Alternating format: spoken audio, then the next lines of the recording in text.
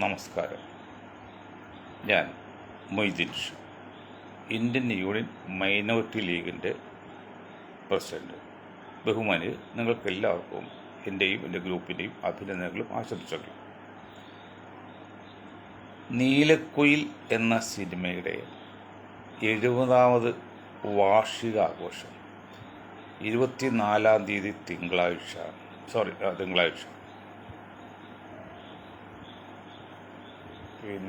കൊച്ചിയിൽ നടക്കുകയാണ്. അതിൽ സിനിമ ആൻഡ് സീരിയൽ വ്യൂവേഴ്സ് അസോസിയേഷൻ്റെ പ്രസിഡന്റ് എന്ന നിലയിൽ ആ പരിപാടിയിൽ നിങ്ങളെല്ലാവരും പങ്കെടുക്കുന്നത് ആദ്യമായിട്ട് അഭ്യർത്ഥിക്കുകയാണ്. മറ്റൊന്ന്, ഇൻഫോ പാർക്ക്, കാക്കാട് ഇൻഫോ പാർക്കിൻ്റെ ഒരു ബിൽഡിങ്ങിൽ 14ാമത്തെ നിലയിൽ നിന്ന് ഒരു യുവാവ് താഴെ വീടും മരിച്ചു. ആദ്യം അത് ആത്മഹത്യയാണെന്ന് കണക്കാക്കിയാലും പിന്നെ അപകടമരണമാണ്, ഫുഡ് കോർട്ടിൽ നിന്ന് താഴെ വീണെന്നാണ്. അപ്പോൾ എന്ത് സുരക്ഷിതത്വമാണ് ഈ ഹ്യൂജ് അല്ലെങ്കിൽ ഊറ്റൻ നിലകളുള്ള ബിൽഡിങ്ങിനൊക്കെ നമ്മൾ ഏർപ്പെടുത്തിയിരിക്കുന്നത്? ചിന്തിക്കേണ്ടിയിരിക്കുന്നു. 14ാം നിലയിൽ നിന്ന് താഴെ വീടെങ്കിൽ എന്തുമാത്രം അലക്ഷ്യമായിട്ടുള്ള സെക്യൂരിറ്റി ആയിരിക്കും അവിടെ ഉണ്ടാകും, അത് ശ്രദ്ധിക്കണം. മറ്റൊന്ന്, ഈ വേസ്റ്റ് റോഡിൽ നിക്ഷേപിക്കുന്നതിന് ക്യാമറ വെച്ച് കുറേ നാളായി കേരളത്തിൽ, മറ്റു പല സ്റ്റേറ്റിലുണ്ട്, ഞാൻ കേരളത്തിലെ കാര്യം പറഞ്ഞത്. ക്യാമറ വയ്ക്കുക എന്ന് പറയുമ്പോൾ അതിന് 1000 രൂപ ചിലവുണ്ട്. ആ ക്യാമറ വിൽക്കുന്ന കമ്പനിക്ക് ലാഭം, അത് ഏജൻസിക്ക് ലാഭം, അത് ഉദ്യോഗസ്ഥർക്ക് ലാഭം. അപ്പം ആ സ്ഥാനത്ത് ഒരു വേസ്റ്റ്, പണ്ടൊക്കെ കണ്ടില്ല നമ്മൾ ഈ MG റോഡിലൊക്കെ നമ്മുടെ ഈ കങ്കാരുവിൻ്റെ ചിത്രം വെച്ചിട്ടുണ്ടാവും. ഓരോ 1/2 കിലോമീറ്ററുള്ളിലും അല്ലെങ്കിൽ 200 മീറ്ററുള്ളിലും ഇതുണ്ടാവും. അതിനകത്ത് നമ്മൾ വേസ്റ്റ് ഇട്ട് കഴിഞ്ഞാൽ അത് രാവിലെ രാത്രി വന്ന് കോർപ്പറേഷൻ തൊഴിലാളി കൊണ്ടുപോകും. ഇപ്പോൾ ഈ പ്ലാസ്റ്റിക് കുപ്പി ഇടാൻ വേണ്ടി ഇപ്പോൾ പല ജംഗ്ഷനിൽ ഇങ്ങനെ വലിയൊരു ഗ്രില്ലിൻ്റെ ട്യൂബ് ഉണ്ടാക്കി വെച്ചിട്ടുണ്ടല്ലോ, അതിനേക്കാൾ തരും. അതിന്നില്ല. അല്ലാതെ ചില സ്ഥലത്ത് കൂറ്റൻ ടാങ്കുകൾ, ഇത് കോൺക്രീറ്റ് വലിയ ടാങ്ക് സ്ക്വയറായിട്ട് വെച്ചിട്ടുണ്ടാവും. അതിൽ കൊണ്ട് നമ്മൾ ഇട്ടാൽ മതി. രാത്രി അവർ വന്ന് മറച്ച് അത് കൊണ്ടുപോകാൻ സംവിധാനമായിട്ട് വരും. അതേ സ്ഥാനത്ത് ഒരാൾക്ക് അല്ലെങ്കിൽ ഒരു വ്യക്തിക്ക്, ഒരു പ്രസ്ഥാനത്തിന് ഒരു വേസ്റ്റ് ഇടേണ്ടി വന്നാൽ അത് എവിടെ ഇടാനുള്ള നിക്ഷേപിക്കുന്ന സംവിധാനം കൊണ്ടേ. നിക്ഷേപിക്കാനുള്ള സംവിധാനം ഉണ്ടാക്കിയതിന് ശേഷം ക്യാമറ വച്ചാലേ അതിൽ ആത്മാർത്ഥ്യമുള്ളൂ. അത് നിക്ഷേപിക്കാനുള്ള സംവിധാനമേ ഇല്ല. എവിടെ വയസ്സിട്ട് അവിടെ പിറ്റേന്ന് നാട്ടുകാരെ വകയോ DYFIയുടെ വകയോ ഒക്കെ ബോർഡ് വരും, മാലിന്യം ഇവിടെ ഇടരുത്, നിങ്ങൾ ക്യാമറ നിരീക്ഷണത്തിലാണ്. എന്ത് ക്യാമറ നിരീക്ഷണം വെച്ചാലും സ്വാഭാവികമായിട്ടും തെറ്റ് ചെയ്യാനുള്ള അവസരം കൊടുത്തിട്ട് ശിക്ഷ കൊടുത്തിട്ട് കാര്യമുണ്ടോ? ആദ്യം തെറ്റ് ചെയ്യാതിരിക്കാൻ വേണ്ടി എന്ന് പറഞ്ഞാൽ മാലിന്യം നിക്ഷേപിക്കാനുള്ള സമയം ഉണ്ടാക്കുക.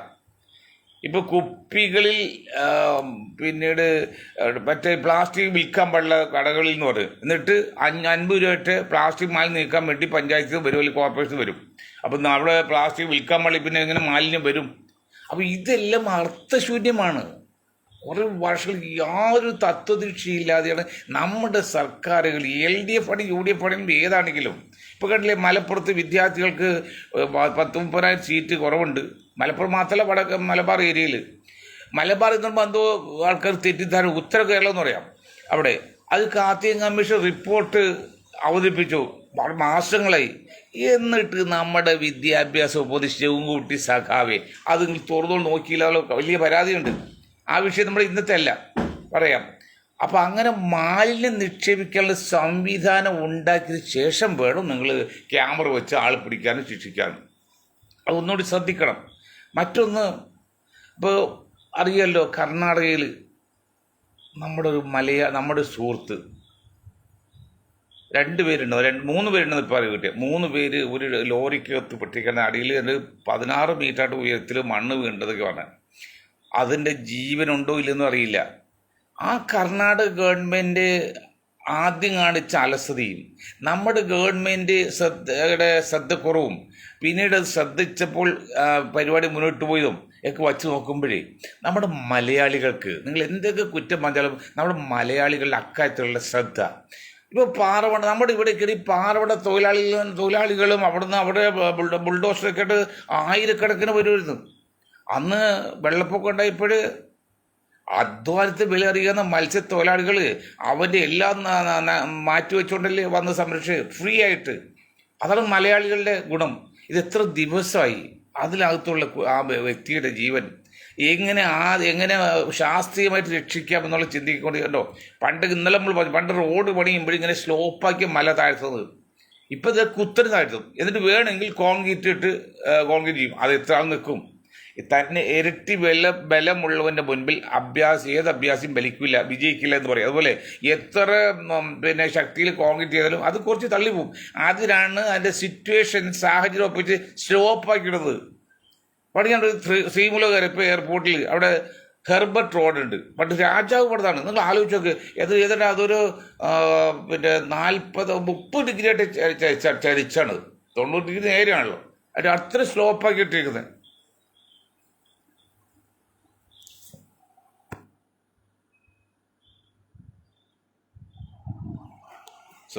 അത്ര സ്ലോപ്പാക്കി ഇട്ടിരിക്കുന്നത്. അപ്പം അങ്ങനെ വരുമ്പോൾ നമ്മൾ ശ്രദ്ധിക്കേണ്ട കാര്യം, അത് നമ്മുടെ ശ്രദ്ധക്കുറവുണ്ട്. അത് രക്ഷിക്കട്ടെ എന്ന് പ്രാർത്ഥിക്കുകയാണ്. പിന്നെ നമ്മൾ പറയുന്നത് ഇലക്ഷൻ വരാണ്, ഇടക്കാല തിരഞ്ഞെടുപ്പ്. നമ്മൾ ഒരു കാര്യം പ്രത്യേകം ശ്രദ്ധിക്കുക. കേരളത്തിലെ ഇടത് വലത് മുന്നണി നേതാക്കളിൽ കഴിവുള്ള പലവരും രഹസ്യമായിട്ടും ഒരു പരസ്യമായിട്ടും BJP വരാൻ സഹായിക്കുകയോ അല്ലെങ്കിൽ അങ്ങനെ വരുന്ന BJPയിൽ പോകാനും തയ്യാറെടുത്തേക്കാണ്. ഇതൊരു മനഃശാസ്ത്ര കൂട്ടായ്മയാണ്. ആ മനഃശാസ്ത്ര കൂട്ടായ്മ വെച്ച് പറയാണ്, കേരളത്തിലെ ഇടത് വലത് മുന്നണി അതിൽ പ്രധാനപ്പെട്ട പല നേതാക്കളുടെയും മനസ്സിലിരിപ്പ് BJP ആയിക്കോട്ടെ, അങ്ങനെ നമുക്ക് അങ്ങോട്ട് ഒന്ന് ഉൾക്കൊള്ളാം, ആ രീതിയിലാണ്. അല്ലെങ്കിൽ കേന്ദ്ര ഗവൺമെൻറ്റിനെതിരെ ഇവിടെ LDF UDF മുന്നണി എന്തെങ്കിലും ഒരു സമരം ഈ 10 വർഷത്തിലേക്ക് ഉണ്ടായിട്ടുണ്ടോ? ഞാൻ LDF മാത്രമല്ല UDF കുറിച്ചാണ്. BJPക്ക് എതിരെ എന്ന് വാക്കുണ്ടോ? ഇവിടെ LDF UDF പരസ്പരം എതിർക്കുന്നുണ്ട്. KPCC പ്രസിഡന്റ് LDF കുറ്റപ്പെടും, LDF ആൾക്കാർ UDF കുറ്റപ്പെടും. അല്ലാതെ ഇത്രയും നികൃഷ്ടമായ രീതിയിൽ 10 വർഷം ഭരണം നടത്തി 11ാമത്തെ വർഷമായിട്ടും കേന്ദ്ര ഗവൺമെൻറ്റിനെതിരെ ഏതെങ്കിലും ശക്തമായ ഒരു സമര സന്നാഹം കേരളത്തിൽ നടത്തിയിട്ടുണ്ടോ?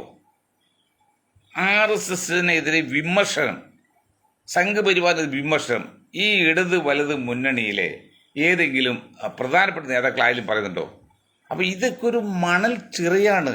അത് ഒരു സൂചിക്കുത്ത് വീണ പിന്നെ അങ്ങോട്ട് ഒഴുകും. അതുപോലെയാണ് ഈ പാർട്ടിയുടെ എന്ന് വെച്ചാൽ ഒരു ഒഴുക്ക് തുടങ്ങിയ പിന്നെ എല്ലാം കൂടെ ഒഴുകിപ്പോവും. അങ്ങനെയാണല്ലോ മോഡിജി ഭൂരിപക്ഷം കിട്ടിയൊക്കെ അത് മാറി തുടങ്ങി. അപ്പോൾ നമ്മുടെ കോൺഗ്രസ്സിന് അല്ലെങ്കിൽ കമ്മ്യൂണിസ്റ്റ് നേതാക്കളിൽ പലർക്കും ആത്മാർത്ഥമായിട്ട് BJP മാറ്റി നിർത്തണമെന്ന് ആഗ്രഹമില്ലെന്നാണ് ഒരു മനഃശാസ്ത്ര വിദഗ്ധർ എന്ന രീതിയിൽ ഞങ്ങളുടെ ഗ്രൂപ്പ് പറയുന്നത്. നിങ്ങൾക്ക് ചലഞ്ച് ചെയ്യാം, അല്ലെങ്കിൽ ഇത് ഒന്നും ചെയ്യുന്നില്ല. ഇപ്പോൾ വേറൊരു കാര്യം നടക്കുന്നത് SNDP. ഇപ്പോൾ BJP എങ്ങനെയാണ് കേരളത്തിൽ അടുത്ത കാലിൽ പെലയത്തിലെന്ന് തീരുമാനിക്കുന്നത് ആരാണ്? Advocate Jayashankar. Advocate Jayashankar RSS BJP അല്ല, അദ്ദേഹം CPIയുടെ ഒരു സംസ്ഥാന നേതാവാണ്. അഡ്വക്കേറ്റ് വിങ്ങിൻ്റെ പ്രസിഡന്റ് അല്ലാത്തതിലേക്കാണ്. നല്ല പ്രാസംഗികനാണ്, രാഷ്ട്രീയ നിരീക്ഷകനാണ്. എന്നിട്ട് ഇവിടെ BJPയുടെ പ്ലാൻ എന്താണെന്ന് തീരുമാനിക്കുന്നത് BJP അല്ല, സംഘപരിവാറിന് തീരുമാനിക്കുന്നത് അഡ്വക്കേറ്റ് ജയശങ്കറാണ്. അറിയാമല്ലോ, ഇപ്പോൾ CPIയുടെ ആളാണ്. അദ്ദേഹത്തിൻ്റെ മനസ്സിലിരിപ്പോൾ ഉള്ളിലിരിപ്പുണ്ടല്ലോ. ഇവിടെ ഈ സാമുദായിക സംഘർഷമല്ല, സാമുദായിക അകൽച്ച ഉണ്ടാക്കാൻ വേണ്ടി സംഘപരിവാറിൻ്റെ ലക്ഷ്യമുണ്ട്, ക്രിസംഖ്യകളുടെ ലക്ഷ്യമുണ്ട്, മറുനാടനൊക്കെ അങ്ങനെയാണ് ചെയ്യുന്നല്ലോ. അതേ സമയത്ത് ഇദ്ദേഹം എത്ര ആഴത്തിലാണെന്നോ ഇപ്പോൾ സാമുദായികമായിട്ട് ഭയങ്കര അകൽച്ച ഉണ്ടായിട്ടുണ്ട് എന്ന് എത്ര വർഷം ഈ മനുഷ്യൻ പറയാൻ തുടങ്ങിയിട്ട്. അങ്ങനെയുണ്ടോ കേരളത്തിൽ? കുറേ സംഘപരിവാർ അനുഭാവികൾ വ്യത്യസ്തമായിരിക്കാം, അല്ലെങ്കിൽ കുറച്ച് ക്രിസ്ത്യൻകൾ 5000 പേര് കൂടിയ ക്രിസ്ത്യൻകൾ കേരളത്തിൽ മൊത്തത്തിൽ. ഇത് 3.5 കോടി 4 കോടി താഴെ ജനങ്ങളിൽ 5000 പേര് പോലും ഇല്ലല്ലേ ഈ ക്രിസ്ത്യൻകളിൽ. അതുപോലെ സംഘപരിവാറിന് ഇപ്പോഴും 10-15% വരുന്നത്. എന്നിട്ട് പറയുന്നത് ഇവിടെ സാമുദായികമായിട്ട് ഭയങ്കര അകൽച്ച ഉണ്ടായി അല്ല, ഉണ്ടായിട്ടുണ്ട് എന്നല്ല വിജയശങ്കർജി പറയുന്നത്. അകൽച്ച ഉണ്ടാക്കാനുള്ള ശ്രമത്തിലാണെന്ന് പറയുന്നത്. സംഘപരിവാരം ക്രിസ്ത്യൻകളും അകൽച്ച ഉണ്ടാക്കാൻ വേണ്ടി പരമാവധി ശ്രദ്ധിക്കുന്നുണ്ട്. പക്ഷേ മലയാള ജനത അങ്ങനെ വില പോവില്ല. അതാണ് എൻ്റെ സത്യം. ഇപ്പോൾ വേറെ കാര്യം പറഞ്ഞത്, SNDPയുടെ യോഗത്തിൽ സംഘപരിവാറിൻ്റെ അല്ലെങ്കിൽ ജയശങ്കർജി പറഞ്ഞ് SNDPയുടെ കഴിഞ്ഞ ദിവസം യോഗത്തിൽ വെള്ളാപ്പള്ളി നടേശൻ ഒന്നുകൂടി ആവർത്തിച്ച് പറഞ്ഞു എന്ന്. ഞാൻ പറഞ്ഞു, ഈ ജയശങ്കർജിക്ക്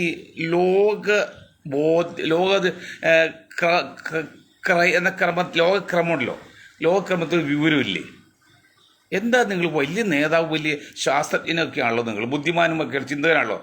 ഈടോ ജയശങ്കർ, ഞാൻ അങ്ങനെ തന്നെ പറയുന്നത്. നിങ്ങൾക്ക് നേരെ പറയുക ധൈര്യമായിട്ട് ഒരാളും പറയുന്നില്ല. അതാണ് ഞാൻ പറയുന്നത്. ഈ ഫലസ്തീൻ വിഷയം എന്ന് പറഞ്ഞാൽ അത് കമ്മ്യൂണിസ്റ്റ് പാർട്ടി അല്ലെങ്കിൽ മുസ്ലിം പ്രശ്നമല്ലെന്നേ. ലോകത്ത് 90% രാഷ്ട്രങ്ങൾ ഫലസ്തീൻ വിഷയത്തിൽ അനുകൂലമാണ്. അത് ആദ്യം മുതൽ ഇപ്പോഴും അതെ. അങ്ങനെ വരുമ്പോൾ ഇടതുപക്ഷ ചിന്തകന്മാരുടെയും പ്രവർത്തകരുടെയും ബാധ്യതയാണ് കൊളോണിയൽ അല്ലെങ്കിൽ സാമ്രാജ്യത്തിനെതിരെ പ്രവർത്തിക്കുക എന്നുള്ളത്. അങ്ങനെ വരുമ്പോൾ പലസ്തീൻ വിഷയത്തിൽ എതിർകക്ഷി നിൽക്കുന്ന ഇസ്രായേൽ കൊളോണിയൽ ചിന്താഗതിയും പിന്നെ സാമ്രാജ്യത്തിൻ്റെ ഇതാണ് ഫാസിസം എന്ന് പറയാം. അതിനെതിരെ പ്രവർത്തിക്കുക എന്നുള്ളത് കമ്മ്യൂണിസ്റ്റ് പാർട്ടിയിൽ അഖിലേന്ത്യാ നിയമമല്ല, ലോക പോളിസിയാണ്. അതുകൊണ്ടാണ് ഫലസ്തീൻ വിഷയത്തിന് വേണ്ടി ഇവിടെ കമ്മ്യൂണിസ്റ്റ് ഇടപെടുന്നത്. പക്ഷെ അത് കമ്മ്യൂണിസ്റ്റ് വക്രബുദ്ധിയുള്ള കമ്മ്യൂണിസ്റ്റ് എന്തെന്ന് അറിയുമോ? അത് മുസ്ലിം വിഷയമാക്കി എടുത്ത് മുസ്ലിങ്ങളെ സിമ്പതി കിട്ടി വോട്ട് കിട്ടാൻ വേണ്ടി. അങ്ങനെ മുസ്ലിങ്ങൾ അങ്ങനെ വീട് കൂട്ടത്തല്ല. അതൊക്കെ പണ്ടുണ്ടായിരുന്നു. പണ്ടില്ല പച്ചക്കൊടിയിൽ ലീഗിൻ്റെ കൊടി വരില്ല കോഴിക്കോട്. ആ കാലം പോയി ശങ്കർജി. ഇന്ന് കേരളത്തിലെ മുസ്ലിങ്ങൾക്ക് ഞങ്ങൾ കൊടുത്തിരിക്കുന്ന അറിവുണ്ടല്ലോ, അത് തിരിച്ചറിവാണ്. തിരിച്ചറിവാണ്. എങ്ങനെ എവിടെ പ്രയോഗിക്കണം അറിയാം. അതുകൊണ്ട് അതൊന്നും വിചാരിക്കണ്ട. അങ്ങനെ ഫലസ്തീന് വിഷയം ലോക രാഷ്ട്രങ്ങൾ അംഗീകരിക്കുന്നതൊപ്പം തന്നെ ലോക കമ്മ്യൂണിസ്റ്റും അംഗീകരിക്കുന്ന ഉൾപ്പെടെ അതിന് ഭാഗമായ CPM കൂടി അനുകൂലിക്കുന്നത്. അത് സാമ്രാജ്യത്തിനെതിരെ കൊളോണിയൽ എതിരെയാണ്. അത് ഇവിടെ പറഞ്ഞറിയോ മുസ്ലിങ്ങൾക്ക് അനുകൂലമാണെന്നാണ് വെള്ളാപ്പള്ളി പറയുന്നത്. അപ്പം ഇവിടെ നിന്ന് വെള്ളാപ്പള്ളിയും പ്രബല ന്യൂനപക്ഷ മുസ്ലിം സമുദായം യോജിച്ച് നിൽക്കേണ്ടവരാണ്, യോജിച്ച് നിന്നിട്ടുണ്ട്. ഒരേ തുകൽ പക്ഷികളാണ്. പക്ഷെ അവരെ ഭിന്നിപ്പിക്കുക എന്നുള്ളതാണ് സംഘപരിവാറിൻ്റെ ലക്ഷ്യം. ആ ലക്ഷ്യത്തിന് വേണ്ടിയാണ് വിശ്വ പരിഷത്ത് വന്ന് അദ്ദേഹത്തിൻ്റെ പാർട്ടി ഉണ്ടാക്കിയതും പിന്നെ കേസ് ഉൾപ്പെടുന്നു പറഞ്ഞിട്ട പേരിലൊക്കെ അത് സെക്യൂരിറ്റി കൊടുത്തേക്ക്. അപ്പോൾ അതുകൊണ്ട് വെള്ളാപ്പള്ളിക്ക് പുള്ളി ഒരു രാഷ്ട്രീയ മീമാംസൊന്നും അല്ലല്ലോ. ഒരു സാധാരണ കോൺട്രാക്ടർ അല്ലെങ്കിൽ അബ്കാരി കോൺട്രാക്ടർ അല്ലെങ്കിൽ സർക്കാർ കോൺട്രാക്ടർ, അല്ലാതെ ഒരു തത്വചിന്തകനോ രാഷ്ട്രീയ നേതാവൊന്നുമില്ല. വേറൊരു പണത്തിൻ്റെ ഒങ്കിൽ മാത്രം കെ ഗോപാൽജി പറയും പോലെ ഒങ്കിൽ മാത്രം അത് കൈവശം വെച്ചിരിക്കുന്ന അദ്ദേഹത്തെ അതേക്കുറിച്ച് ചിന്തിക്കാൻ പറ്റില്ല, അത് മകനും അതേക്കുറിച്ച് ചിന്തിക്കാൻ പറ്റില്ല. പക്ഷേ വേൾഡ് ഫിലോസഫി, വേൾഡ് സൈക്കോളജി അല്ലെങ്കിൽ വേൾഡ് ഹിസ്റ്ററി, വേൾഡ് പൊളിറ്റിക്സ് അത് വച്ച് നോക്കുമ്പോഴാണ് ഇടതുപക്ഷം പലസ്തീൻ സപ്പോർട്ട് ചെയ്യുന്നത്. അത് മുസ്ലിം വിഷയമല്ല. പലസ്തീനെ ഇടതുപക്ഷം സപ്പോർട്ട് ചെയ്ത് കേരളത്തിൽ മുസ്ലിങ്ങൾക്ക് എന്ത് നേട്ടം പറയൂ? നിങ്ങൾ മുസ്ലിം സഹായിച്ചു എന്ന് പറയാൻ മുസ്ലിങ്ങൾക്ക് എന്ത് നേട്ടം? പക്ഷെ അതൊരു മാനുഷിക പരിഗണനയാണ്. അതുപോലെ വേറെ എല്ലാ കാര്യങ്ങളിലും ഇപ്പം നിങ്ങൾ നോക്ക്, മലബാർ എന്ന് പറയുമ്പോൾ മുസ്ലിം എന്നൊരു ചന്ദ്രൻ എന്ന് പറഞ്ഞാൽ നിലാവ് ഉണ്ടല്ലോ, അത് പറഞ്ഞാൽ അത് മുസ്ലിങ്ങളെ തോന്നുന്നുണ്ട്. അങ്ങനെ മുസ്ലിങ്ങൾ മാത്രമാണത്. അത് ലോകത്ത് മൊത്തമുള്ളതല്ലേ. അതുപോലെ മലബാർ എന്ന് പറഞ്ഞാൽ മുസ്ലിങ്ങൾ അർത്ഥമല്ല. അതായത് ഡെറ്റോൾ ഉണ്ട്. ഡെറ്റോൾ എന്ന് പറഞ്ഞാൽ അണുനാശിനിയാണെന്ന് ധരിച്ചിരിക്കുന്നത്. പക്ഷെ അണുനാശിനി അല്ല, അണുനാശിനി ഉണ്ടാക്കുന്ന ഒരു കമ്പനിയുടെ പേരാണ് ഡെറ്റോൾ. പക്ഷെ ഇവിടെ ഇപ്പോൾ പറഞ്ഞ് പ്രചരണം കൊടുത്തു അത് അണുനാശിനി എന്നാക്കി. അതുപോലെയാണ് മലബാർ എന്നാലും മുസ്ലിങ്ങളല്ലെന്നേ. അത് മലബാർ ഭാഗത്തുള്ള ഒരു മേഖലയാണ്, കേരളത്തിൻ്റെ ഒരു മേഖല. ആ മേഖല മുസ്ലിങ്ങളുണ്ട്, മുസ്ലിങ്ങൾ കുറച്ച് കൂടുതലുണ്ടെന്ന് വയ്ക്കാം. അതേ സ്ഥാനത്ത് അവിടെ ഇപ്പോൾ കണ്ടില്ലേ +2 ദക്ഷിണ കേരളത്തിലും മധ്യ കേരളത്തിലും +2 കുട്ടികളില്ലാതെ സീറ്റ് ബാക്കി കിടക്കുമ്പോൾ ഉത്തര കേരളത്തിൽ ഞങ്ങൾ മലപ്പുറം ഉത്തര കേരളത്തിൽ ഞങ്ങൾ ദക്ഷിണ കേരളം, ഉത്തര കേരളം, മധ്യ കേരളം അങ്ങനെ ഞങ്ങൾ വരുള്ളൂ. അല്ലെങ്കിൽ സാമുദായികമായിട്ട് ചിന്തിക്കില്ല. അങ്ങനെ ഉത്തര കേരളത്തിൽ ആയിരക്കണക്കിന് കുട്ടികൾക്ക് അഡ്മിഷൻ കൊടുക്കാതിരിക്കുക. അതിന് മറ്റേ അദ്ദേഹം കമ്മീഷൻ പറഞ്ഞു, അദ്ദേഹം ഒരു റിപ്പോർട്ട് കൊടുത്തു മാസങ്ങൾക്ക് മുമ്പ്, അത് തുറന്നു നോക്കിയിട്ടില്ല. അപ്പം ഇതിൽ നിന്നെല്ലാം മനസ്സിലാകുന്നത് ഇടതുപക്ഷത്തിൻ്റെ, ഞാൻ പറഞ്ഞു ഇടതുപക്ഷത്തിനും വലതുപക്ഷം വേണ്ടി ഉറക്കൊഴിഞ്ഞ് ജീവിതം പാഴാക്കിയ ആയിരക്കണക്കിന്, പതിനായിരക്കണക്കിന്, ലക്ഷക്കണക്കിന് സാധാരണ പ്രവർത്തകരുണ്ട്. ആ പ്രവർത്തകരോടെ ഞാൻ പറയുന്നത്, നിങ്ങളെ നയിക്കുന്ന നേതാക്കളിൽ നല്ലൊരു ശതമാനം പേരും മനസ്സുകൊണ്ട് BJP ആയിക്കോട്ടെ. അങ്ങനെ വരുമ്പോൾ നമുക്ക് അങ്ങോട്ട് കാര്യം ചെയ്യാം. അതുകൊണ്ട് നിങ്ങൾ ചെയ്യേണ്ടത്, BJP കേരളത്തിൽ അധികാരത്തിൽ വരാതിരിക്കണമെന്ന് ആഗ്രഹമുണ്ട് എങ്കിൽ നിങ്ങൾക്ക് ചില കത്ത് കിട്ടും. ആ കത്ത് എന്ന് വെച്ചാൽ ആദ്യമായിട്ട് ചെയ്യേണ്ടത് ജനസംഖ്യാനുപാതികമായിട്ടുള്ള രീതിയിൽ പ്രവർത്തിക്കണം എല്ലാ ജാതിയിലും. ഇപ്പം ഞാൻ പറയുമ്പം ഞാൻ മുസ്ലിങ്ങൾക്ക് വേണ്ടി വാദിക്കുന്ന ആളല്ലെന്ന് അന്നും ഇന്നും പറയണം. പക്ഷേ സാമൂഹ്യ നീതിക്ക് വേണ്ടി വാദിക്കുമ്പോൾ ഇതൊക്കെ കണ്ടു കഴിഞ്ഞാൽ എങ്ങനെയാണ് നമ്മൾ പറയാതിരിക്കുക? നിങ്ങൾ ആലോചിച്ച് നോക്കുക. ഉദാഹരണം, പാലക്കാട് ഷാഫി പറമ്പിൽ ജയിച്ചു, MLA. അദ്ദേഹത്തെ മാറ്റിയത് അങ്ങനെ വടകരയിലേക്ക് കൊണ്ടുവന്നു. ആ വടകരയിലേക്ക് ഇങ്ങനെ കൊണ്ടുവന്നെന്നും അല്ലെങ്കിൽ സാഹചര്യം, അല്ലെങ്കിൽ LDFിൻ്റെ പിന്നെ രജിസ്റ്റർ നീക്കുന്നതൊക്കെ പലർക്കും അറിയാം, ഞാനതൊന്നും പറയുന്നില്ല. അങ്ങനെ വന്ന് അപ്പോൾ അവിടെ പിന്നെ മുസ്ലിം ചാൻസ് കൊടുക്കാണ് ഇല്ല, പിന്നെ കൊടുക്കുന്നത് വേറെ ചാൻസാണ്. അത് ഞങ്ങൾ ഇന്നലെ പറഞ്ഞു. നമ്മുടെ ആസിഫ് അലി ഇപ്പോൾ ഈ അടുത്ത കാലത്ത് പെട്ടെന്ന് അപ്രതീക്ഷിതമായിട്ട് ആരും പ്രതീക്ഷിക്കാത്തൊരു ഒരു പ്രചരണം കിട്ടിയിട്ടുണ്ട്, വാല്യൂ ഉണ്ട്. അപ്പോൾ അദ്ദേഹത്തിന് വേണമെങ്കിൽ കൊടുക്കാം. അപ്പോൾ എന്ന് വെച്ചാൽ ഈ ഷാഫിക്ക് പകരം ആ സീറ്റ് പോയി എന്നല്ല. ഇതിപ്പോൾ എന്താ പറയുക, പിന്നെ 20 സീറ്റുള്ള കേരള പാർലമെൻറ്റ് സീറ്റിലേക്ക് ഒരാൾ കൊടുക്കാൻ വേണ്ടി ശ്രമിച്ചപ്പോൾ അത് ചെയ്താണ് ഷാഫി കൊണ്ട് കിട്ടുന്നത്. അത് പകരുന്ന അപ്പോൾ വേറെ അവിടെ കൊടുത്ത ആൾക്ക് അത് ചൊമ്മൻ അഴിയുമ്പോൾ ചാണ്ടി മുറുകും, അല്ലെങ്കിൽ ചാണ്ടി മുറുകും ചൊമ്മൻ അഴിയുമ്പോൾ, ഒന്ന് അഴുകുമ്പോൾ മറ്റൊന്ന് മുറുകുള്ളൂ, അല്ല രണ്ട് മുറുകില്ല. അങ്ങനെ ചെയ്യരുത്. അങ്ങനെ ചെയ്താൽ UDF നിങ്ങളുടെ എല്ലാ കാര്യങ്ങളും കേരളത്തിലെ ജനത മനസ്സിലാക്കുന്നുണ്ട്. ഇപ്പോൾ പാർലമെൻറ്റിലേക്ക് 18 സീറ്റ് കിട്ടിയെന്നുള്ളത് നിങ്ങളുടെ കഴിവായിട്ട് ഒരിക്കലും കണക്കാക്കരുത്. UDFിൻ്റെയോ കോൺഗ്രസിൻ്റെയോ രാഹുൽ ഗാന്ധി കഴിവല്ല. ആ ചില പ്രത്യേക സാഹചര്യത്തിൽ ചില വിങ്ങിൽ നിന്നുള്ള ചില കോളിൽ നിന്നുള്ള വോട്ടുകൾ ബ്ലോക്ക് ചെയ്തിട്ടാണ്. അത് എന്ന് ചോദിച്ചാൽ അടുത്ത അസംബ്ലി ഇലക്ഷൻ 2026 അസംബ്ലി ഇലക്ഷനിലോ അതിന് മുമ്പ് നടക്കുന്ന പഞ്ചായത്ത് അല്ലെങ്കിൽ പ്രാദേശിക ഇലക്ഷനിലോ നിങ്ങൾക്ക് കിട്ടണമെന്നില്ല. ആ കിട്ടണമെന്നുണ്ടെങ്കിൽ നിങ്ങൾ എന്ത് ചെയ്യണം? നിങ്ങൾ ജനസംഖ്യാനുപാതികമായിട്ട് പരിഗണിക്കണം, എല്ലാവർക്കും കൊടുക്കണം. ഇപ്പോൾ ഷാഫി മാറ്റിയെടുത്ത് മറ്റ് ചില മേഖലയിലാണെങ്കിൽ അവിടെ കൊണ്ട് വേറൊരു സമുദായത്തെ വയ്ക്കുമോ? ഇപ്പോൾ നിങ്ങളുടെ ലിസ്റ്റിൽ ഒന്നൊരു ആ സമുദായത്തെ ആരും ഇല്ലേ നിങ്ങളുടെ ലിസ്റ്റ്? 4, 5, 10 പേരായിട്ട് വന്ന് 10 പേരും അങ്ങനെ ചിന്തയില്ല. അതാണ്ട് ഷാഫിയെ കോട്ടയത്തേക്ക് പിന്നെ വടകരയിൽ വിട്ടുകൂടി മുസ്ലിം സമുദായത്തിൽ എല്ലാം കൊടുത്ത് ഇനിയും അവർക്കൊന്നും വേണ്ട എന്നുള്ള ചിന്തയാണ്. അങ്ങനെ ചിന്തിച്ചിരുന്ന് LDFിന് പാഠം പഠിച്ചിട്ട് ഇപ്പോൾ 10% ഉള്ളവർക്ക് 11 മന്ത്രിസ്ഥാനം കൊടുത്ത്. അത് LDF ആണെങ്കിൽ UDF ആണെങ്കിലും നിങ്ങൾക്ക് നിലനിൽക്കണമെങ്കിൽ നിങ്ങളെ ജനസംഖ്യക്ക് ആനുപാതികമായിട്ട് നിങ്ങൾ ഇത് കൊടുത്തില്ലെങ്കിൽ വോട്ട് കിട്ടില്ല. LDFിനും ബാധകമാണ്, UDFിനും ബാധകമാണ്. നിങ്ങളത് ചെയ്യുന്നുണ്ടോ? അവിടെയാണ് മനസ്സിലാക്കേണ്ടത്. ഇവിടെ എന്താണ് വോട്ട് കിടക്കുന്നത് എവിടെയുണ്ടോ അത് മനസ്സിലാക്കണം. എവിടെയാണ് വോട്ട് കിടക്കുന്നത്? വോട്ട് ബാങ്ക് എവിടെയാണ്? നിങ്ങൾ എല്ലാവരും കമ്മ്യൂണിസ്റ്റും LDFും പറയാറുണ്ടല്ലോ, അല്ല UDF പറയല്ലോ വോട്ട് ബാങ്ക് എന്ന്. എവിടെയാണ് വോട്ട് ബാങ്ക് കേരളത്തിൽ കിടക്കുന്നത്? ആരുടെ കയ്യിലാണ് വോട്ട് കിടക്കുന്നത്? ആ വോട്ട് ബാങ്ക് നിങ്ങൾ തൃപ്തിപ്പെടുത്തണ്ടേ? അത് ചെയ്യുന്നുണ്ടോ? അത് ചെയ്തില്ലെങ്കിൽ വോട്ട് മറിഞ്ഞു പോകും. നിങ്ങൾക്ക് ആഗ്രഹം നിറവേറണമെന്നില്ല. അതാണ് പറയുന്നത്. കേരളത്തിലെ UDFും LDFും അതിൽ ചില നേതാക്കൾ, അതും പ്രബല നേതാക്കൾക്ക് ഉള്ളുകൊണ്ടും പരോക്ഷമായിട്ടും പ്രത്യക്ഷത്തിലും അനുകൂലം പോലെ കാണുന്നു. അതിനൊക്കെ കണക്കുകളുണ്ട്, അല്ലെങ്കിൽ അങ്ങനെ തെളിവുകളുണ്ട്, മനസ്സ് പറയുന്നുണ്ട്. അങ്ങനെ ചെയ്യാതിരിക്കണമെങ്കിൽ നിങ്ങൾ എന്താ ചെയ്യേണ്ടത്?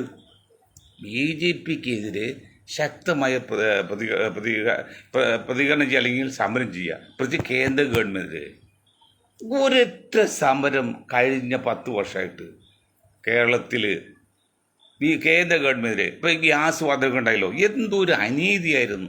$140 ഉള്ള സമയത്താണ് 70 രൂപ മറ്റേ പിന്നെ UPA ഗവൺമെൻറ് കാലത്ത് പിന്നെ മൻമോഹൻ സിംഗിൻ്റെ കാലത്തുണ്ടായത്. ആ സാധനം കുറഞ്ഞു കഴിഞ്ഞാൽ 34 വരെയൊക്കെ ആയിന്നേ. എന്നിട്ടും കുറഞ്ഞില്ലെന്ന് മാത്രമല്ല 70 110 ഒക്കെ ആയില്ലേ. ആ നിലക്ക് എന്നിട്ട് ഏതെങ്കിലും LDFോ UDFോ കേന്ദ്ര ഗവൺമെൻറ്റിനെതിരെ ഇവിടെ ഒരു സമരം നടത്തിയിട്ടുണ്ടോ? അതിൻ്റെ കാരണം എന്താണ്? സാധാരണ ജനങ്ങളെ നിങ്ങൾ കേട്ടോളൂ. അതിന് കാരണം കേരള ഗവൺമെൻറ്റിന് ടാക്സ് ഐറ്റത്തിൽ കോടികൾ കിട്ടുന്നുണ്ട്. പ്രതിപക്ഷത്തിന് കമ്പനികൾ പല കാര്യങ്ങൾക്കായിട്ട് കോടികൾ കൊടുക്കുന്നുണ്ട് സംഭാവനയുടെ പേരിലൊക്കെ. ഞാനിവിടെ ഈ അടുത്ത കാലത്ത് വർഷങ്ങളായിട്ട് എറണാകുളത്ത് MLA MP ഒക്കെ പരിപാടി നടക്കുന്നത് സ്പോൺസർ ചെയ്യുന്നത് ഓയിൽ കോർപ്പറേഷൻ ഓഫ് ഇന്ത്യയാണ്. ലക്ഷങ്ങൾ മുടക്കിയുള്ള ഫ്ലെക്സുകളൊക്കെ ഉണ്ട്. എന്തിനാണ് ഇങ്ങനെ സ്പോൺസർ ചെയ്യുന്നത്? അവർക്കറിയാം കോൺഗ്രസിനെ സപ്പോർട്ട് ചെയ്താൽ മുന്നോട്ട് പോകും, അല്ലെങ്കിൽ ഇത് സ്വകാര്യ കമ്പനി ആയില്ലോ. ഇപ്പോൾ പറയാൻ പറ്റുമല്ലോ ഇത്. ഇപ്പോൾ TJ വിനോദിന് തന്നെ ഒരു കഴിഞ്ഞ ഒരു 2-3 വർഷമായിട്ട് നമ്മൾ കാണുന്നത് റോഡ് നിറച്ച് ഫ്ലെക്സാണ്, sponsored by Indian Oil Corporation അല്ലെങ്കിൽ ഭാരത് പെട്രോളിയം. അത് വെറുതെ കൊടുക്കും അത്.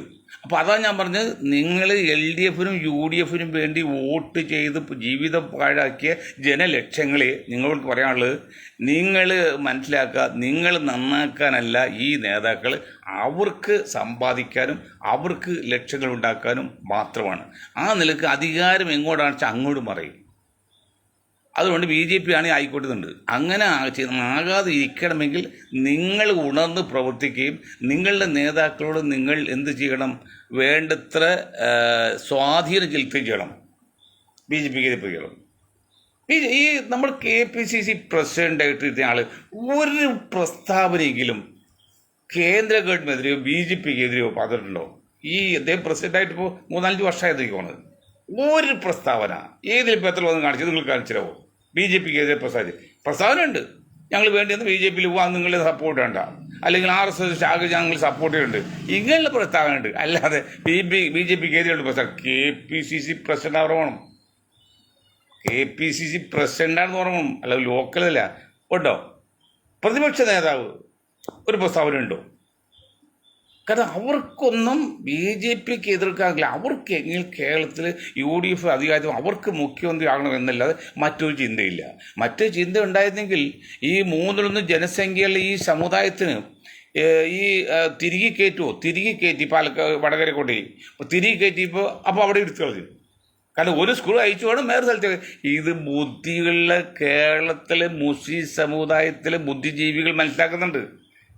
കേരളത്തിൽ എല്ലാ മുസ്ലിം നേതാക്കളും മണ്ടന്മാരും വിചാരിക്കരുത്. അങ്ങനെയുള്ളവരുണ്ടാവില്ലെന്ന് ഞാൻ പറയുന്നില്ല. കാരണം ഓച്ചാച്ച് നിൽക്കുന്ന ആൾക്കാരുണ്ട്. ഓച്ചാച്ച് നിൽക്കാത്ത രാജ്യ നന്മ, പിന്നെ ജനനന്മ, പിന്നെ സമുദായ നന്മ. രാജ്യത്തെ സ്നേഹിക്കും, ജനങ്ങളെ സ്നേഹിക്കും, സ്വന്തം സമുദായത്തെ സ്നേഹിക്കും. ആ 3 നന്മ പ്രതീക്ഷിക്കുന്ന ജനലക്ഷങ്ങളുണ്ട്. അത് ബുദ്ധിജീവികളാണ്, കഴുതുകളൊന്നുമില്ല. ആലോചിച്ച് നോക്കി, വടകരയിലേക്ക് ഷാഫി കൊണ്ട് കിട്ടിയപ്പോൾ അവിടെ നിന്നൊരു സ്ക്രൂ എടുത്തോണ്ടെന്ന് ഇവിടെ ഇട്ട്, അവിടെ പിന്നെ വേറെ സ്ക്രൂവായി. അതാണ് സാമൂഹ്യ നീതി. നമ്മുടെ മറ്റേ ജബി മേത്തറെ കൊടുന്ന് ഒരു രാജ്യസഭയിലേക്ക് ഇട്ട്, പകരം ആ വനിതാ പ്രസിഡന്റ് പ്രസ്ഥാനം ഇപ്പോഴും മാറിയിട്ടില്ല. അവർ തന്നെ അങ്ങോട്ട് വിട്ടേക്കാണ്, എല്ലാം ഒന്ന് തന്നെ. അങ്ങനെ അവർ മാറിയെങ്കിൽ അപ്പോൾ ഒരു വനിതാ പ്രസിഡന്റായിട്ട് കേരളത്തിൽ വഹിക്കട്ടെ അല്ലേ? KPCC ഉണ്ട്, INTUC ഉണ്ട്, എന്തെല്ലാം. ഏതിലെന്തെങ്കിലും ഒരു പ്രസ്ഥാനിക്കലും ഈ സമുദായത്തിൽ കൊടുത്തിട്ടുണ്ടോ? ഈ 3 ജനസംഖ്യകൾ സമുദായത്തിൽ കൊടുത്തിട്ടുണ്ടോ? നിങ്ങളെപ്പോഴും കാണുന്നത് മുസ്ലിം ലീഗ് കൂടെയുണ്ടെന്നുള്ളതാണ്. മുസ്ലിം ലീഗ് കൂടെയുണ്ട്, അതിനൊന്നും ഒരു കുഴപ്പമില്ല. പക്ഷെ മുസ്ലിം ലീഗിലൂടെ നമുക്ക് വ്യക്തമായിട്ട് പ്രത്യേക എതിർപ്പില്ല. ഒരു ന്യൂനപക്ഷ പാർട്ടിയല്ലേ. പക്ഷെ അവർ ആ പേര് മാറ്റാതിൽ മാത്രം നമുക്ക് പരാതിയില്ല, വേറെ പരാതിയില്ല. അവർ മറ്റ് പാർട്ടികൾ ഉണ്ടാക്കിയില്ല, അഴിമതി ഉണ്ടാക്കിയില്ല, സമ്പാദിച്ചിട്ടുമില്ല.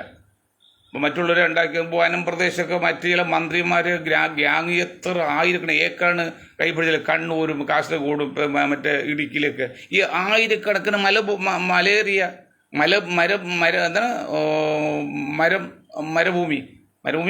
വനഭൂമി കയ്യേറിയിട്ട് ബാധിച്ചെടുത്തിട്ടുണ്ട്.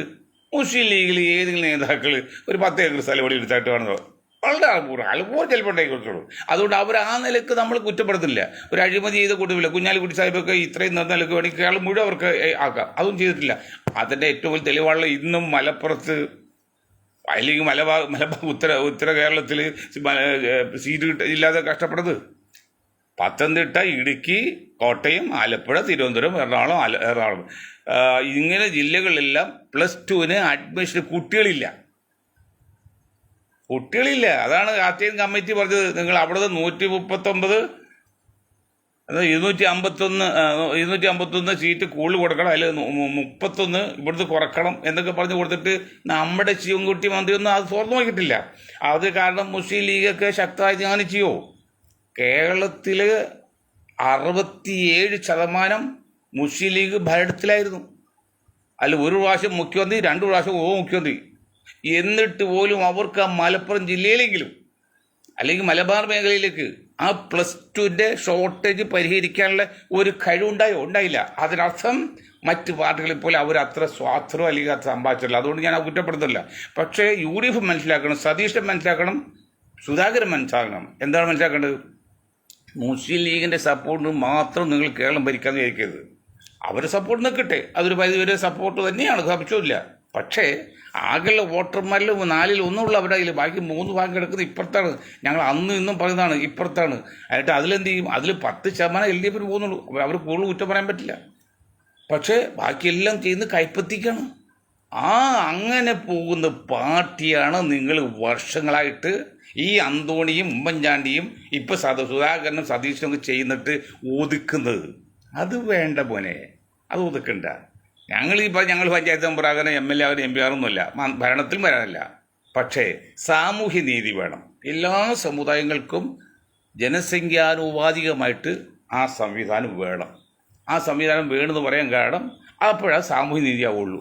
അപ്പോൾ അതുകൊണ്ട് UDFും LDFും ഒന്ന് ശ്രദ്ധിച്ച് മുന്നോട്ട് പോയി നിങ്ങൾക്ക് നല്ലത്, അല്ലെങ്കിൽ പിടിവിട്ടു. ഇനി ഒരു കാര്യം ഇപ്പം ഞാൻ നിർത്താം. ഞങ്ങൾ 1999 വോയിസ് ഓഫ് ഇന്ത്യ അത് പറഞ്ഞ് അങ്കമാലി അരൂർ മെഗാ ബൈപ്പാസ് വേണം.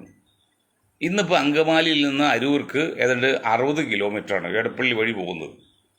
പണ്ട് എറണാകുളം വഴി പോയപ്പോൾ വീണ്ടും 10 കിലോമീറ്റർ കൂടുമായിരുന്നു, 60 കിലോമീറ്റർ. അത് ഷോർട്ടസ്റ്റ് വേ ആയിട്ട് അങ്കമാലിയിൽ നിന്ന് അരൂരിലേക്ക് ഒരു എയറോനോട്ടിക്കൽ സർവേ നടക്കും. Land survey, geographical survey and aeronautical survey. അപ്പോൾ ആകാശമാർഗം നോക്കുകയാണെങ്കിൽ 30 കിലോമീറ്റർ ഉള്ളൂ, പകുതി ദൂരമുള്ളൂ. അങ്ങനെ ഡയറക്റ്റായിട്ട് ഒരു പോയിന്റ്, അതായത് അരൂരിൽ നിന്നൊരു പോയിന്റിൽ നിന്ന് അങ്കമാലിക്ക് നേരെ പോകണമെങ്കിൽ 30 കിലോമീറ്റർ ഉള്ളൂ. ആ ഒരു 8 വരി പാത, 8 വേ ട്രാക്ക് ലോകത്തിൽ ആദ്യമായിട്ടാണ് മെഗാ ബൈപ്പാസ്. ഒരു 8 വരി പാത കേരളത്തിൽ ആദ്യത്താണ്. വടക്കേ ഇന്ത്യയിൽ ഇപ്പോൾ നോയിഡയിലുണ്ട്. പിന്നെ അതുകൂടെ ഗുജറാത്തിൽ ഒരു 12 കിലോമീറ്ററിൻ്റെ 12 പാത നമ്മുടെ മോഡിജി ഉണ്ടാക്കിയിട്ടുണ്ട്. അത് പിന്നോട്ട് ഉണ്ടാകില്ല. അത് പറഞ്ഞിട്ട് ഇപ്പോൾ 25 വർഷമാകുന്നല്ലോ, കൃത്യമായി 25 വർഷം, 25 years, 1/4 നൂറ്റാണ്ട്. എന്നിട്ടാണ് കേന്ദ്ര ഗവൺമെൻറ് അങ്കമാലിയിൽ നിന്ന് കറങ്ങി തിരിഞ്ഞ് 45 കിലോമീറ്റർ ദൂരം എടുത്ത്, അതായത് 50% ദൂരം കൂട്ടി ഒരു വഴി അരൂർക്കാണ്. ഒരിക്കൽ പ്ലാൻ പാസ്സാക്കി അത് നഷ്ടപ്പെടുത്തി പോയി. രണ്ടാമത് ഇനി ഒന്നുകൂടി അനുവാദം വാങ്ങിക്കണം കേന്ദ്ര ഗവൺമെൻറ്റിൽ നിന്ന്. അങ്ങനെ ചെയ്ത് നടപ്പാക്കുമെന്നൊക്കെ ഇന്ന് മനോരമ റിപ്പോർട്ട് ചെയ്തിട്ടുണ്ടൊക്കെ വളരെ വണ്ടേക്കൽ. അതായത് 25 വർഷം മുമ്പ് ഞങ്ങൾ പറഞ്ഞ കാര്യം നടപ്പിൽ വരുത്താൻ 25 വർഷം എടുത്തു എന്ന് മാത്രമല്ല, അവിടെ അത് ഞങ്ങൾ ലഘൂകരിച്ചു. ഇപ്പോൾ പഴയതുപോലെ വീണ്ടും 40 കിലോമീറ്റർ കറങ്ങി പോകണം. ഇതാണ് 30 കിലോമീറ്റർ ഉള്ളൂ. അതായത് നമ്മളൊരു റോപ്പ് വേ ഇപ്പോൾ ശബരിമല തുടങ്ങാൻ പോകുമല്ലോ, ആ റോപ്പ് വേയിൽ അരൂരിൽ നിന്ന് റോപ്പ് വേയിൽ സാധനം കയറി ഒരു കാറ് കയറി കഴിഞ്ഞാൽ നേരെ കൊണ്ട് അവിടെ അങ്കമാലി അപ്പുറത്ത് അവിടെ ഇറക്കും, മൂക്കന്നൂർ ജംഗ്ഷനിൽ ഇറക്കും. അതാണ് ഞങ്ങൾ പറഞ്ഞത്. അപ്പോൾ ഒരുപാട് തടസ്സമില്ല. ഇന്ന് പോകുന്ന യാത്ര എത്ര ക്ഷീണമാണല്ല, കൂറ്റൻ ടൺ കണക്കിന് അതീവ സ്പോട്ട് സാധ്യതയുള്ള ഇത് കയറ്റിയാണ് അമ്പലമുകളിൽ നിന്നൊക്കെ 100 കണക്കിന് കൂറ്റൻ ടാങ്കർ പോകുന്നത്. അവിടെ എവിടെയെങ്കിലും ഒരു സംഭവം വെച്ചാൽ ലക്ഷങ്ങൾ ചാവല ഒന്നും ചെയ്യാൻ പറ്റില്ല. പക്ഷേ ദൈവാദിനം കൊണ്ടും നാട്ടുകാർ സാധനം കൊണ്ടും ഇതുവരെ ഉണ്ടായിക്കൂടാതിട്ടുണ്ടോ? അത് എത്ര വണ്ടിയെ വന്ന് നിരന്ന് കിടക്കണം, ആയിരക്കണക്കിന് വണ്ടി. അപ്പോൾ അതിനൊക്കെ ഒരു പരിഹാരമാണ് ഉൾപ്രദേശം വഴി നേരിട്ട് പോകാന്നുള്ളത്. അതൊക്കെ തട്ടിക്കൂട്ടി കളഞ്ഞ് ആ ഒരു ചീത്ത നമ്മുടെ ഉദ്യോഗസ്ഥന്മാർക്കോ രാഷ്ട്രീയക്കാർക്കോ ഒന്നും ഇല്ലാതെ സാധാരണ രീതിയിൽ തീരുമാനമെടുത്താണ് മൂക്കന്നൂരിൽ നിന്ന് അരൂർക്കല്ല നെട്ടൂർ വരെ ഉള്ളൂ, അരൂരല്ല നെട്ടൂർക്ക് ഒരു 6 വരി പാത. അത് വളച്ച് തിരിച്ച് ഏതോ ഫോട്ടോ കിട്ടി, എത്ര വളവും തിരുവെന്നറിയോ. പണ്ട് ഞങ്ങൾ ഡൽഹി ചെല്ലുമ്പോൾ അവർ പറയും കേരളത്താണ് നാഷണൽ ഹൈവേക്ക് ഏറ്റവും വളവ്. അതായത് അന്ന് കോൺഗ്രസിൻ്റെ കുത്തിയാണല്ലോ, ഓരോ കോൺഗ്രസ് നേതാവിൻ്റെ വീടിൻ്റെ മുമ്പിൽ കൂടി പോകുന്നുണ്ട്. അപ്പോൾ വളഞ്ഞു തരും. മറ്റു വടക്ക് അങ്ങോട്ട് പോയാൽ അത്ര ഇല്ല, കാരണം നേരെ പോവാണ്. അങ്ങനെ വളച്ച് തിരിച്ചാണ് അത് ഇട്ടിരിക്കുന്നത്. അപ്പോൾ ഇതിനൊക്കെ പരിഹാരം കാണാം എന്ന് പറയുന്നത് നാടിൻ നന്മക്കാണ്. അങ്ങനെ നാട് നന്മയ്ക്ക് വേണ്ടി ചിന്തിക്കാൻ കഴിവില്ലാത്ത ഉദ്യോഗ വൃന്ദങ്ങൾ അല്ലെങ്കിൽ രാഷ്ട്രീയ നേതൃത്വങ്ങൾ എന്നാലും പഠിക്കണം, വായിച്ചു വേണ്ട അറിവുണ്ടാവാൻ. അറിവ് കിട്ടുമ്പോൾ ചിന്തയൊക്കെ വരുള്ളൂ. അതില്ല, അറിവ് തന്നെ ചിന്തയൊക്കെ വരും.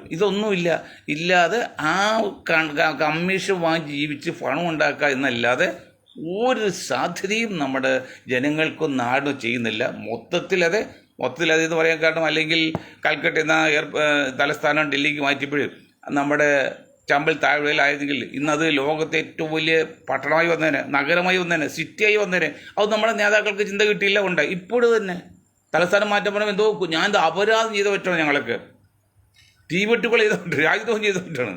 ഭരണ സൗകര്യത്തിന് വേണ്ടിയാണ്. വളരെ 100 വർഷം കണക്കാക്കി പ്ലാനിങ് വേണം. പ്ലാനിങ് ചെയ്ത് മുന്നോട്ട് പോകണം. നമ്മൾക്ക് പ്ലാനിങ് ഇല്ല. അതാണ് ഈ കാണുന്ന എല്ലാം തടസ്സം. ഇന്നിപ്പോൾ ഞാൻ അശോക റോഡുണ്ട്, കോർപ്പറേഷൻ ഭരിക്കുന്നത് ഇപ്പോൾ LDF ആണ്. അശോക റോഡ് പോയപ്പോഴേ അത് 2-2 കിലോമീറ്റർ ഉള്ളൂ. എന്തൊരു മോശമായിട്ട് കുണ്ടും കുഴിയൊക്കെ ആയിട്ട് എനിക്ക് വഴി മാറിപ്പോയി കണ്ടിട്ട്. ഒരു പ്രവർത്തനം നമ്മുടെ കോർപ്പറേഷൻ്റെ കാര്യം പറഞ്ഞില്ല. നമ്മുടെ കോർപ്പറേഷൻ പുതിയ ഓഫീസ് പണിത് വൈപ്പിനിൽ പോകുന്ന വഴിയിൽ 50 വർഷം മുഴുവൻ പ്ലാനാണ് വെച്ചിരിക്കുന്നത്. ഇത്ര മണ്ടത്തരം യാതൊരു ദീർഘവിഷയമില്ലാത്ത ഒരു സമൂഹമായി പോയില്ല. ദൈവമേ, അല്ല ഈശ്വര പടച്ചോരെ എന്ന് വെച്ചാൽ ഞാൻ ചിന്തിച്ച് ഞങ്ങൾ ദുഃഖിക്കുകയാണ്. എന്തെങ്കിലും ഒരു കഴിവ് കാണിക്കട്ടെ, ജനങ്ങളുടെ മുമ്പിൽ ബുദ്ധി കാണിക്കട്ടെ, പ്രായോഗികമായി ചിന്തിക്കണ്ടേ, ദീർഘമായി ചിന്തിക്കണ്ടേ. അതൊന്നുമില്ലാത്ത അവസ്ഥയാണ്. ഇത് പറഞ്ഞത് കടന്നുപോയി ഞാൻ നിങ്ങളോട് ക്ഷമ ചോദിക്കുകയാണ്. പക്ഷേ വികാരത്തിൻ്റെ സങ്കടം കൊണ്ട് പറഞ്ഞു പോയതാണ്. പരമാവധി ക്ഷമിക്കുകയും ഇനിയെങ്കിലും മുന്നോട്ട് പോകണമെന്ന് പറഞ്ഞുകൊണ്ട് ഞാൻ എൻ്റെ വാക്ക് നിർത്തും. നിങ്ങൾക്ക് ഒരായി നന്ദി. ജയ് ഹിന്ദ്.